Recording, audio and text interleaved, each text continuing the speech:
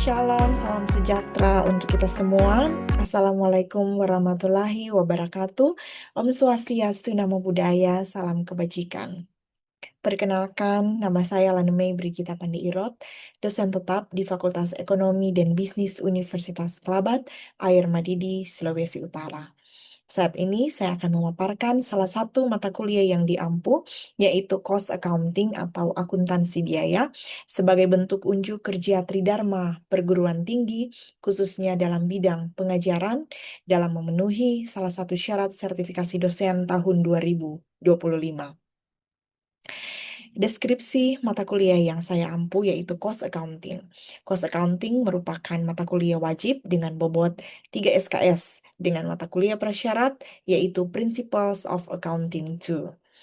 Bahasan dari mata kuliah ini yaitu mencangkup tentang konsep, prinsip, metode, dan teknik yang digunakan untuk mengukur, menganalisis, mengelola biaya dalam satu organisasi, serta peranan informasi biaya dalam proses pengambilan keputusan, perencanaan, pengendalian, evaluasi kinerja dalam organisasi.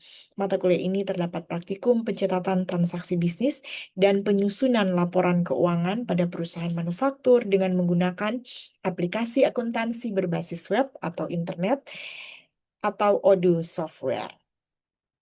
Kemampuan yang diharapkan oleh para mahasiswa setelah mengambil mata kuliah ini adalah mengaplikasikan akuntansi biaya dan sistem informasi biaya dalam pengambilan keputusan, perencanaan, pengendalian, dan evaluasi kerja organisasi. Mahasiswa setelah mengambil mata kuliah ini diharapkan mampu untuk mengidentifikasi jenis-jenis biaya, menghitung biaya variabel, biaya tetap, biaya campuran, ataupun menentukan biaya produksi. Mahasiswa mampu untuk melakukan pencatatan akuntansi dan akumulasi biaya menggunakan job order dan proses costing, serta dapat menggunakan aplikasi akuntansi berbasis web Odoo software dalam menerapkan teknik akuntansi biaya pada skenario bisnis dunia nyata. Materi pembelajaran atau lingkup materi pembelajaran pada mata kuliah ini termasuk konsep dasar dan pengenalan akuntansi biaya dan manajemen, konsep biaya dan terminologi, serta klasifikasi biaya, analisis perilaku biaya, sistem biaya dan akumulasi biaya, job order costing, proses costing, serta aplikasi Odoo pada perusahaan manufaktur. Sistem dan metode pembelajaran. Metode pembelajaran menggunakan gabungan kuliah luring dan daring pada kondisi tertentu, serta praktikum Odoo software. Pelaksanaan perkuliahan dari mata kuliah ini terbagi atas 30 kali pertemuan, di mana dalam seminggu diadakan 2 kali tatap muka, dan itu termasuk juga 30 kali pertemuan dalam satu semester, itu termasuk juga ujian tengah semester dan tugas akhir. Metode pembelajaran menggunakan small group discussion, project-based learning, dan case study untuk membantu menstimulasi mahasiswa memecahkan masalah, serta demonstrasi atau simulasi penggunaan software Odoo untuk mempertajam keterampilan dari para mahasiswa. Tugas mata kuliah ini berbentuk latihan pengerjaan soal, latihan menggunakan software Odoo, dan simulasi untuk menghitung biaya produk per unit. Interaksi dosen dan mahasiswa, penyebaran dari informasi antara dosen dan mahasiswa, baik itu materi perkuliahan, serta pengumpulan tugas bisa menggunakan Microsoft Teams. Dan komunikasi di luar jam kelas dapat dilakukan dengan cara langsung di ruangan dosen, ataupun di media sosial, ataupun bisa melalui email. Sistem penilaian mata kuliah, teknik dan indikatornya tentunya berdasarkan rubrik penilaian dengan teknik observasi, pre dan post class quiz, serta ujian tulis untuk UTS sesuai dengan kesepakatan di awal perkuliahan. Adapun bobot mata kuliah ini, bobot penilaiannya, kehadiran 10%, case exercise 10%, Odoo praktikum 25%, quiz 5%, mid-test 30%, final project 20%. Nah, selanjutnya akan ditampilkan cuplikan pembelajaran mata kuliah Cost Accounting di kelas, khususnya saat materi yang membahas tentang proses costing. Wassalamualaikum warahmatullahi wabarakatuh. Salam sejahtera untuk kita semua. Om Santi Santi Om, Namo Buddhaya, salam kebajikan, dan selamat menyaksikan. Terima kasih sudah hadir di kelas hari ini. So we start our class. Let's go on. We Heavenly Father, we come to you this morning. We thank you for your blessings and compassion to each one of us under this sun. Thank you for the words of God that we have learned. Help us, Lord, to apply it in our daily life. As we start our class, we ask for wisdom from heaven to help us. Bless our students, bless you, Lord. Give us wisdom and knowledge so we can understand the word of God. Bless our parents wherever they are. In Jesus' name we humbly pray. Amen. Oke. Kita sudah masuk di chapter atau part yang ke-6, yaitu tentang proses costing ya. Di chapter kemarin kita bahas tentang apa, masih ingat? Job order costing ya, job order costing. Pencatatan akuntansi menurut dengan proses dengan menggunakan metode job order. Jadi kita akan akumulasikan itu biaya, kita akan hitung itu biaya berdasarkan orderan. Setiap kali customer order bisa saja permintaannya berbeda-beda dan kita akan hitung itu biaya berdasarkan permintaan atau orderan dari customer. Nah itu di chapter kemarin mengenai job order costing. Ada beberapa syarat atau beberapa tipikal dari perusahaan yang menggunakan job order. Masih ingat kemarin perusahaan seperti apa yang biasanya menggunakan job order kalau kemarin? Gimana? Ya, perusahaan yang bisa di customize orderannya ya. Itu perusahaan yang menjual produk di mana produknya bisa di customize berdasarkan permintaan dari customer. Nah, job order ini dia mirip dengan proses costing yang akan kita belajar di chapter ini, tapi ada sedikit perbedaan. Kita akan lihat apa perbedaan dari kedua metode itu. Karena kemarin kita sudah bahas tentang proses costing, hari ini kita akan bahas tentang kemarin kita sudah bahas tentang job order dan hari ini kita akan bahas tentang proses costing. Nah, sama-sama ya, untuk proses costing juga kita akan determine the product cost, kita akan menentukan biaya dari produk yang kita buat ya. Tujuannya sama, kita akan menentukan berapa total biaya dari produk yang kita produksi, dari produk yang kita buat. Per unitnya berapa biaya produksinya. Nah, dan biasanya kalau perusahaan yang menggunakan proses costing ini, produk yang diproduksi itu sama ya, produknya standardized, tidak ada permintaan yang berbeda-beda ya. Jadi itu perbedaannya ya. Kalau menggunakan proses costing berarti perusahaan yang memproduksi produk mereka itu mereka standardized. Sekali produksi contohnya 1000 unit. 1000 unit itu sama semua. Dan itu berkelanjutan terus menerus. Berbeda dengan kemarin. Kalau kemarin itu yang diproduksi itu adalah berbeda-beda. Ya, di proses di job order itu tergantung dengan permintaan dari customer.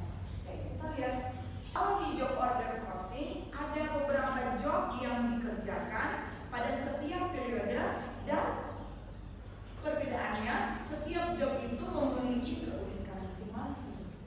Nah, modelnya bisa berbeda, bahan yang digunakan bisa berbeda,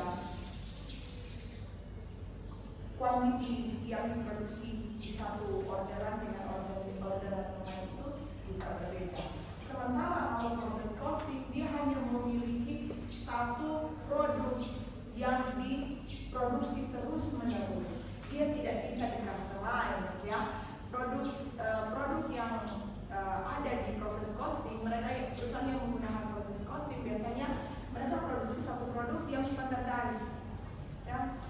Diproduksi dulu lalu dijual. Berbeda dengan job order kemarin, kita produksi karena ada orderan sesuai dengan request dari customer. Tapi kalau di proses costing kita sudah produksi dulu banyak-banyak sekali produksi misalnya 1000 unit misalnya, itu dalam satu batch satu produksi. dan itu akan dijual. Jadi ada cuma single produk ya yang kita produksi. Kemudian apalagi yang punya perbedaan? Cost itu akan diakumulasikan, cost itu akan dijumlahkan kalau di job order berdasarkan individual job, ya, berdasarkan orderan dari masing-masing customer. Tapi kalau di proses costing, cost itu akan diakumulasikan, cost itu akan dihitung berdasarkan dia punya proses atau berdasarkan dia punya departemen. Let's say satu produksi itu kita punya 2 departemen, maka biaya itu akan dihitung berdasarkan departemen. Itu di proses costing. Berapa banyak biaya yang terjadi di departemen yang pertama? Dari departemen yang pertama misalnya pindah ke departemen yang kedua, kita akan hitung di departemen kedua berapa banyak biaya yang terjadi selama proses di departemen yang kedua. Itu kalau di proses costing. Oke, sampai di sini kira-kira ada pertanyaan? 3 hal yang sangat mencolok ya. Kalau di proses costing itu berarti produk yang diproduksi itu biasanya homogeneous ya, dia sama semua, standardized. Berbeda dengan di job order produk yang diproduksi oleh perusahaan itu bisa apa? Berbeda-beda sesuai dengan request dari customer. Lalu kalau di job order biaya itu akan diakumulasikan berdasarkan apa? Pesanan, berdasarkan individual order. Sementara kalau di proses costing biaya itu akan diakumulasikan berdasarkan departemen. Berdasarkan departemen. Dari satu departemen ke departemen yang lain, setiap departemen juga akan dihitung biaya. Kemudian apa lagi? Yang ketiga, unit cost are computed by job cost sheet. Di job order masih ingat bahwa biaya itu kita akan hitung di mana di job cost sheet yang mencatat berapa banyak direct material, berapa banyak direct labor dan berapa banyak factor overhead yang masuk. Sementara kalau di proses costing, unit cost itu akan di komputer akan dihitung berdasarkan dia punya departemen yang berdasarkan. Oke.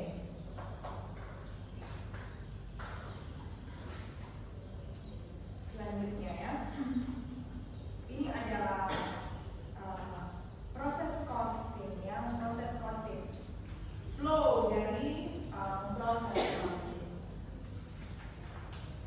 Nah, contohnya ya, sequential process department. Ada beberapa proses ya, ada beberapa tipe proses di dalam satu perusahaan manufaktur. Ada yang dia sequential. Maksudnya apa? Sequential itu prosesnya harus ada urut-urutannya, harus melewati departemen yang pertama, nanti sudah departemen yang pertama, baru pindah di departemen yang kedua. Kalau sudah selesai di departemen yang kedua, baru boleh pindah ke departemen yang ketiga. Dia nggak bisa dari departemen yang pertama langsung ke departemen yang ketiga. Nah, kita lihat contohnya. Contohnya ini katanya mau bikin chips ya. Apakah itu chips kentang, chips ubi atau sebagainya. Jadi raw material itu yang akan masuk dari bahan mentah tentunya, misalnya kalau kita membuat chips kentang ya itu dari kentang yang utuh misalnya. Dia akan melalui departemen yang pertama, preparation ya. Mungkin di situ dicuci mungkin dulu kentangnya ya, dicuci dulu kentangnya, lalu mungkin dikupas kentangnya, atau lalu sudah itu dipotong misalnya, itu dilakukan di departemen yang pertama. Sesudah siap, maka akan pindah ke departemen yang kedua yaitu cooking. Nah, mungkin di situ digoreng kentangnya misalnya, itu departemen yang kedua. Dan departemen yang ketiga itu adalah packing, dikemas chips yang telah kita buat. Kalau menggunakan sequential processing ini, ingat lagi bahwa dia nggak bisa melewati dari departemen yang pertama langsung ke departemen yang ketiga. Setelah dikupas kentangnya dipotong-potong langsung di packing, itu nggak bisa seperti itu. Ya, dia harus melewati departemen yang kedua. Setelah dipotong-potong kentangnya, dia harus masuk dulu di departemen yang kedua. Di apa? Dimasak, ya, apakah digoreng atau dipanggang dan sebagainya. Nanti kalau sudah selesai, sudah bisa, baru boleh pindah ke departemen yang ketiga. Itu sequential ya. Kemudian untuk urutannya, lihat contoh soal di halaman kanan. During January, dari material costing $13.608 dan $7.296 telah digunakan telah digunakan di cutting department ya. Jadi perusahaan ini American Chair yang mereka ada dua departemen yaitu cutting dan assembly. Dan di bulan Januari ada dari material yang telah masuk sebesar 13.608 untuk cutting department dan assembly sebesar berapa? 7.296. Nah, bagaimana pencatatan jurnal untuk transaksi ini? Seperti biasa, ya, kalau akan masuk ke work in process, ingat tadi bahwa kalau proses costing dia punya work in process bisa lebih dari satu. Ya, dia bisa lebih dari satu. Jadi kita akan catat debit work in process cutting department sebesar berapa? 13.608. Lalu debit work in process assembly department sebesar berapa? 7.296. Kreditnya adalah material sedikit. Apa yang berbeda dari pencatatan jurnal ini? Kalau dilihat dibandingkan dengan chapter sebelumnya job order, work in process yang lebih dari satu. Dan karena work in process yang lebih dari satu, harus dikasih keterangannya. Ini work in process untuk departemen apa? Jadi ada work in process cutting departemen. Lalu yang kedua masuk ke assembly, jangan lupa catat work in process assembly departemen. Ya, tapi flownya sama. Nah, selanjutnya sekarang mau kita lihat contoh untuk pencatatan labor ya, pencatatan labor, pencatatan kerja ya. Asumsikan bahwa di bulan Januari ada 500 direct labor hours, ya. 500 direct labor hours yang bekerja di mana? Di cutting department, dan 921 direct labor hour bekerja di mana? Assembly department. Saya catat untuk bulan Januari 500 untuk cutting department.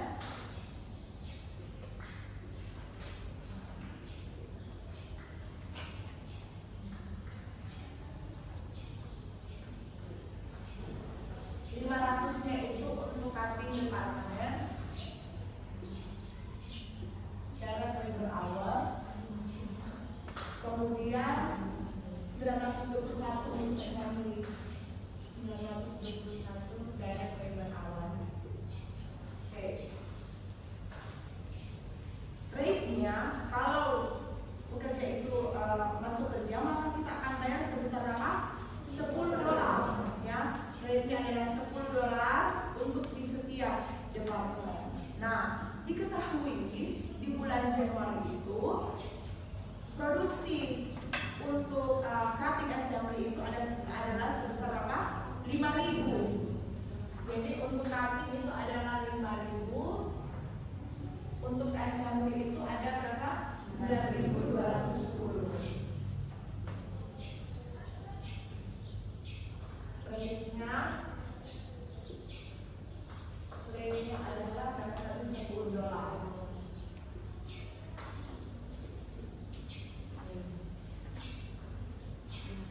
Jadi untuk mencatat labor di charge yang masuk dicatat ke work in process, jurnalnya debit work in process cutting department sebesar berapa? 5.000. Debit work in process assembly department sebesar 9.210 dan kreditnya adalah payroll ya, kreditnya adalah payroll.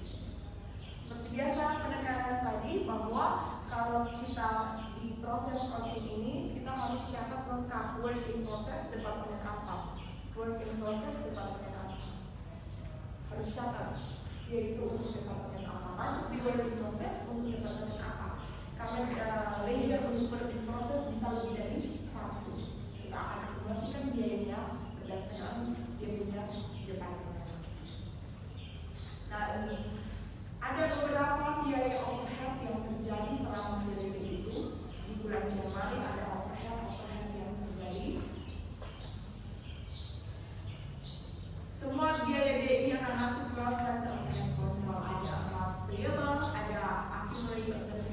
depreciation machinery sebesar 5.700, ada prepaid insurance sebesar 500, ada material sebesar berapa? 700, ada payroll untuk indirect labor sebesar 5 juta. Jurnalnya seperti apa? Ini untuk pencatatan factory overhead control. Ya. Jadi kita akan debitkan factory overhead control sebesar 20.900, kreditnya accounts payable 7.400, accumulated depreciation machinery sebesar 5.700, prepaid insurance sebesar 500, material sebesar berapa? 1.700, payrollnya sebesar 5.500. Semua biaya-biaya itu masuk ke factory overhead control. Kenapa ke factory overhead control? Karena biaya-biaya itu bukanlah indirect material, karena biaya itu bukanlah direct material dan bukanlah direct labor. Biaya-biaya selain direct material dan direct labor itu akan masuk ke factory overhead control. Masuk dulu ke factory overhead control, nanti setelah ditampung di factory overhead control, kita akan masukkan ke working process di akhir periode ya. Nah, selanjutnya ini kita akan apply ya, kita akan menggunakan apply factory overhead. Kenapa kita menggunakan apply factory overhead? Kemarin masih ingat? Kita menggunakan predetermined overhead rate. Kenapa menggunakan predetermined overhead rate kemarin?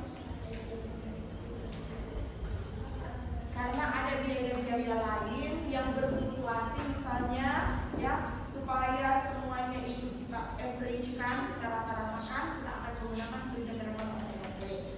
Kemudian alasan lain, ada biaya-biaya yang nantinya dia akan ditagih atau tagihannya itu akan datang di akhir periode, sementara pencatatannya itu kita sudah harus lakukan pada saat itu, sehingga kita akan menggunakan apa? Apply factory overhead ya, predetermined overhead rate. Kita akan menentukan terlebih dahulu estimasi ya, kita menggunakan estimasi. Nah, diketahui untuk perusahaan American Shell ini, dia menggunakan predetermined rate ya, predetermined rate.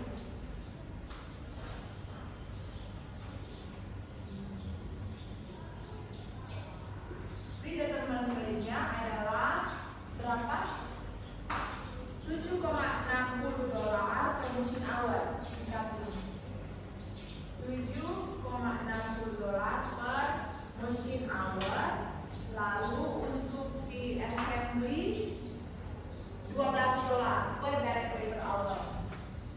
12 dolar per direct labor hour. Ya. Berarti perusahaan ini dia menggunakan lebih dari satu activity driver. Aktivitas penguncinya di masing-masing departemen berbeda. Karena departemen yang pertama, cutting departemen dia punya activity driver menggunakan apa? Machine hour. Lalu di departemen yang kedua, activity drivernya, aktivitas penguncinya dia menggunakan direct labor hour. Ya. Oke. Kemudian apalagi yang kita tahu, Juni Januari ada 1040 machine hour. Jadi Januari ada 1040 machine hour untuk cutting department. Lalu ada 921 direct labor hour. 921 direct labor hour untuk assembly. Nah, berapa besar overhead ya? Applied overhead yang akan di-charge pada masing-masing departemen itu kita kalikan saja. Untuk cutting berarti 7,60 machine hour dikalikan dengan penggunaannya. Penggunaannya di bulan Januari adalah 1040 machine hour. Jadi untuk cutting berapa besar? 7.904 dolar. Lalu untuk assembly berapa banyak? 12 dolar. Dan penggunaannya adalah 921 direct labor hour. Jadi totalnya 12 dolar dikalikan 921 katanya berapa? 11.050. Ini yang akan kita catat di kita punya membuat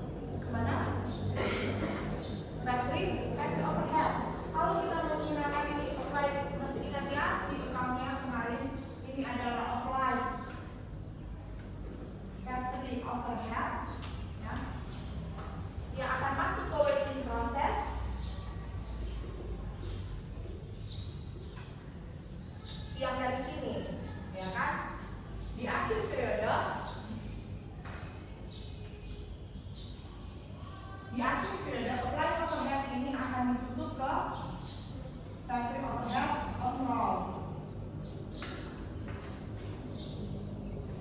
Lalu kita akan bandingkan debit dari factory overhead kontrol, di mana itu adalah actual, biaya actual yang terjadi, dibandingkan dengan dia punya kredit. Gedean mana? Ya, debitnya atau kredit? Kalau kreditnya lebih besar, berarti yang kita apply itu apa? Kalau kreditnya lebih besar, berarti yang kita apply itu adalah over apply. Kalau kreditnya lebih kecil, berarti yang kita apply itu adalah under apply. Dan jangan lupa, ini akan kita tutup nantinya kemana? Cost any under apply or over apply itu akan di-close ke cost of goods sold. Karena ingat dari working process ini dia akan ke finished goods, dia akan kemana lagi? Cost of goods sold. Ya.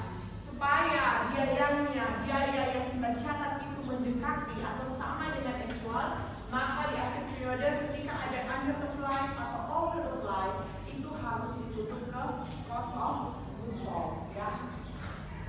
Nah, rupanya kalau di contoh ini ada perbedaan. Nah, ada perbedaan. Perbedaannya itu adalah under apply. Actualnya itu adalah 20.900.